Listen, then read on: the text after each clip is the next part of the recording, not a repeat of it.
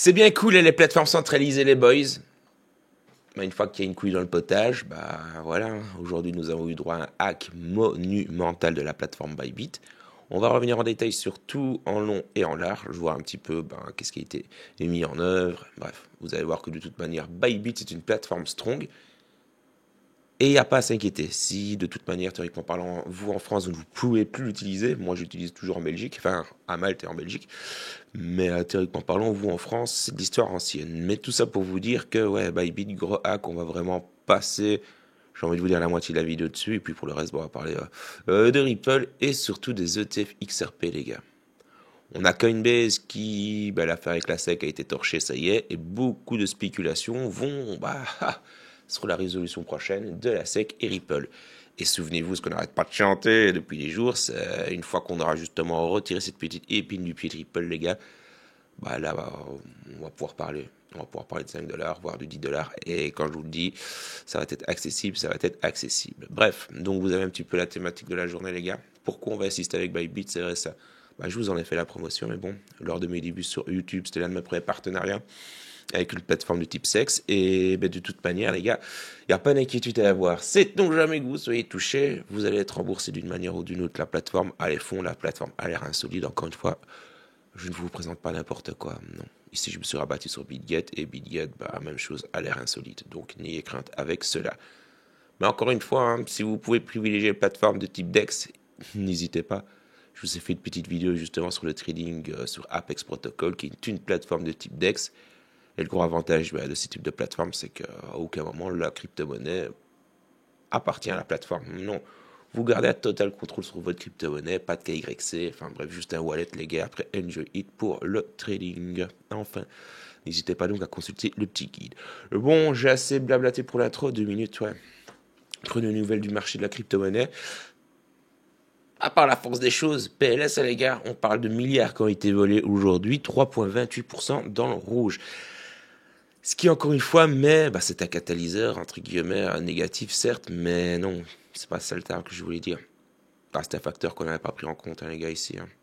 Est-ce que ça va changer la donne? Non, ça permet tout simplement de regonfler nos positions dans le cas où, comment dire, dans le cas où vous souhaitez regonfler vos positions, ou alors d'acheter des crypto-monnaies avec un prix relativement bas. Parce que du coup, 3,28% dans le rouge, ça donne un Bitcoin à 95 191$. Perte sur les dernières 24 heures de 3,13% pour le BTC. Le TH, lui, 4,4% dans le rouge. Le prix de l'Ether est de 2630$. Le Solana, je crois que je vais repartir dessus, 168$, les gars. Relativement attractif. En dessous de 200$, vous pouvez y aller aisément. La perte du Solana sur les dernières 24 heures est de 3,66%. Vous pouvez aussi checker la dalle, les gars. Il a 75 centimes pour le moment, perdu 6%. Bref, le Dogecoin prend cher. Ouais, 23%. 6,68% dans le rouge, les gars. Moi, personnellement, je vois encore une fois ça comme des opportunités. Et je vous raconte pas ça pour blaguer. Non, je suis dans la crypto-monnaie depuis je sais pas combien de temps. J'ai connu le Bitcoin, bordel, il était à 500$ pour faire une grosse emmerde il y a des années d'ici. Donc, je n'ai peut-être que spectateur, justement, de la montée de long terme des crypto-monnaies. En tout cas, de certaines crypto-monnaies. Et si vous avez une vision long terme, point de vue de l'écosystème, et que vous croyez justement à tout ce qui est décentralisé, profitez justement de ces zones de rouge pour pouvoir refaire le plein. Et notre XRP, 5,46% dans le rouge, il prend cher aujourd'hui. Ouais, 2,53%, 2,53$, les gars, c'est le prix du XRP aujourd'hui.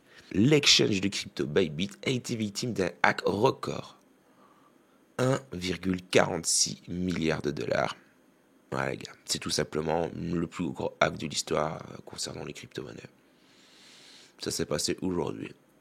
On est loin, entre guillemets, d'une FTX dans le sens où on n'a pas eu une réaction en chaîne, n'est-ce pas? Mais on parle quand même de 1,46 milliard, les gars, qui ont été volés. Je sais pas si c'est insane, c'est énorme, c'est incroyable. Ce qui, par conséquent, surpasse largement l'attaque de la sidechain Ronin qui était survenue en 2022. Le détective on-chain Zach XBT a signalé des sorties de fonds suspectes, principalement en METH et en SETH, immédiatement convertis en Ether sur des exchanges décentralisés. Selon OXNGME, donc le PELOC que nous avons ici sur X, Nous avons, c'est tout simplement my bad quand je dis Pelos, c'est parce que j'ai du mal à prononcer son pseudo, c'est tout simplement quand même, le gars, le développeur de Défi Lama. Donc, ouais, non, c'est pas random. Deux hypothèses émergent. Soit un virus a modifié la transaction avant qu'elle ne soit validée par le portefeuille matériel signataire, soit l'interface de Safe utilisée par Bybit a été piratée pour attaquer une transaction légitime tout en exécutant une opération malveillante. Ben Zhu, PDG de Bybit, a confirmé qu'un cold wallet multisignature a été compromis via une transaction falsifiée, permettant à hackers de prendre le contrôle et de vider le fonds vers des adresses inconnues. Safe, dont l'interface sous-tend les mouvements de fonds de Bybit, a mis certaines de ses fonctionnalités en pause et collabore avec l'exchange pour enquêter, affirmant qu'aucune preuve ne montre un compromis dans son interface pour l'instant. Malgré la perte colossale équivalente à 75% des ETH déposés par les clients, les gars, Bybit assure que les fonds des utilisateurs restent en sécurité et que ses réserves, estimées à 20 milliards de dollars par Arkham, suffisent pour absorber le choc sans impacter les clients. Donc oui, hack il y a eu. Fonds, vous n'allez pas les voir, les gars. Il va jamais y avoir de restitution de fonds parce que il y a 50 minutes, on a appris l'origine des hackers. Sans grande surprise, je ne vais pas le spoil. Mais c'est un grand groupe de hackers fortement connus dans le scam des crypto-monnaies. Jamais ils rendront les fonds d'une manière ou d'une autre. Donc cet argent-là, il est perdu. On parle de 75%, 75% qui ont été volés.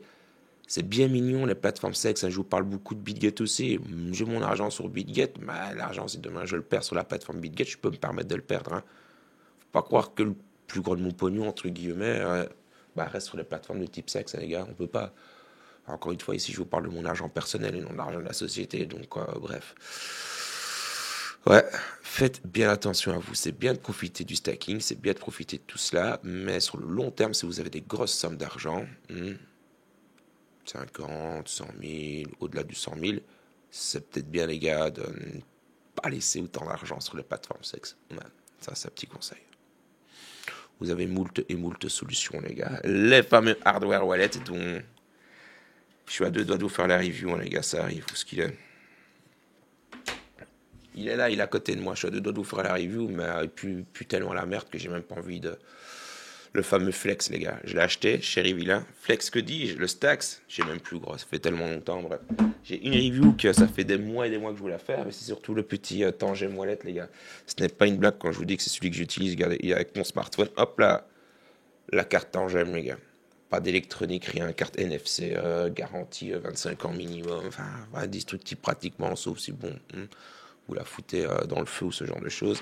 Mais à l'usure du quotidien, protégez votre crypto-monnaie sur ce genre de choses. En plus de cela, nous avons, et ça c'est cool parce qu'il a quand même malgré la concurrence, une solidarité au sein de l'écosystème crypto, ce qui n'est pas le cas dans partout. Nous avons de nombreux acteurs, dont CZ, Justin Sun et MyBad, je ne reviens pas sur le nom, de la PDG de BitGet, mais par exemple, ces trois personnalités de l'écosystème crypto ont tous proposé leur aide justement à Bybit. L'histoire de pouvoir retourner sur leurs pattes, même si encore une fois avec leurs réserves, il n'y a pas à s'inquiéter. Mais c'est quand même une motherfucking grosse perte. Mais bref, toutes ces personnes ont proposé leur soutien à la plateforme. Arkham a lancé une récompense de 50 000 tokens Arkham, les gars, pour identifier les hackers, dont le mode opératoire se rappelle celui des Nord-Coréens de Lazarus. Et ouais. Faut savoir que les fonds ont été dispersés sur 48 adresses, complétant donc ainsi leur traçabilité. Bon, ça c'était grosso merdo. Oups, my bad. Je me suis trompé dans mes articles. Voilà. Mais bien, nous avons donc la confirmation que c'était bel et bien le groupe Lazarus, les gars, qui est derrière. Là, ici, je vous dis, ça fait une petite heure, même pas que la news a été sortie. Le groupe nord-coréen Lazarus est à l'origine du piratage de Bybit d'une valeur de 1,4 milliard de dollars, d'après Zach. Et je peux vous dire qu'il se trompe rarement. À côté de ça, nous avons, il y a quelques heures, même que dis-je, pardon, quelques minutes, je l'ai partagé dans le groupe Telegram, il y a 10 minutes, les gars. 3000 bitcoins, je l'arrondis, viennent d'être envoyés d'un portefeuille inconnu vers Bybit. Donc des mouvements, oui, il va y en avoir d'une manière ou d'une autre, les gars. Est-ce que c'est quelque chose de fatidique? Non, on est encore une fois très loin d'une FTX, donc pas d'inquiétude. Vous voyez vraiment l'opportunité plutôt que cela offre. Encore une fois, moi, c'est une manière que j'ai de voir les choses. On va permettre de me repositionner sur 2-3 traits de pépèrement tranquillement, les gars. Et puis pour le reste, ben, wait and see. Hein. Wait and see. Commençons maintenant les actualités, on va dire, que je vous ai cité en début de vidéo. On va commencer avec les États-Unis. Mais alors que la politique sur les crypto-monnaies est la SEC, hein, comme on l'a vu hier, ils font, les gars, ça commence à bouger, ça bouge positivement. Donc la Security and Exchange Commission font l'objet d'une refonte majeure. L'agence aurait décidé, selon le Wall Street Journal, de mettre fin à son action en justice contre l'exchange Binance, accusé en 2023 d'opérer comme une plateforme d'échange de titres non enregistrés. Cette décision, qui attend encore l'approbation des principaux commissaires, marque un tournant sous l'administration Trump, inaugurée en janvier, avec une transition notable impulsée par le président par intérim de la SEC, Mark Yuda. Encore une fois, la prononciation, ça doit peut-être pas être ça, mais aux FTR. Vers une approche plus favorable pour l'industrie de la crypto. Après des années de régulation par la répression sous Gary Gensler, ce revirement de situation, salué tout simplement par le PDG de Coinbase, hein, les gars, Brian Armstrong, comme un signal important. Et ce dernier a déclaré que c'était donc un signal important pour la clarté réglementaire. Ce dernier a fait bondir les actions de la plateforme à plus 4% en prix-ouverture, laissant espérer un effet domino pour le secteur, sans que Coinbase n'ait à payer d'amende. Tout est bien qui finit bien du coup pour l'exchange. Encore une fois, qu'on aime ou qu'on n'aime pas, s'en fout, c'est positif. Du côté de Ripple, on va vraiment parler des ETF, les gars, parce que justement, maintenant que Coinbase et la SEC, c'est terminé, nous avons beaucoup, et quand je vous dis beaucoup de spéculations qui vont dans le sens que la prochaine grosse résolution de la SEC va être pour Ripple. On croise ses doigts, parce qu'encore une fois, c'est vraiment le catalyseur qui manque pour la décoller et l'adoption grand public. Que dis-je? L'adoption institutionnelle de Ripple. L'adoption grand public viendra par la suite, ou par la force des choses. Il y a un monde où la prochaine affaire réglée par la SEC, c'est Ripple. Et du coup, nous avons pas mal de nouvelles avec les ETF, hein, les gars. L'enthousiasme pour la croissance de la crypto-monnaie est palpable aux États-Unis, où la refonte majeure de la politique pourrait ouvrir la voie à un ETF XRP avec une nouvelle échéance pour l'approbation de la Securities and Exchange Commission. Donc on va parler un petit peu de la timeline si vous préférez. Après des années de bataille juridique entre la SEC et Ripple, qui ont freiné le développement de cette plateforme de paiement numérique, l'arrivée d'un président pro-crypto et d'une agence remaniée sous la direction de Marc, on gardera Marc, change la donne. Le Brésil, pour rappel, vient de lancer son premier ETF XRP au monde. On va pas se mentir, on s'y attendait pas, mais le Brésil l'a fait. C'est une bonne chose, quoi qu'il en soit, même si c'est pas ça qui a fait décoller le prix. Non, il faut vraiment que ce soit le marché des US, les gars, qui proposent cela. Pas pour rien que je vous bassine avec ça, c'est très important pour le crypto. Si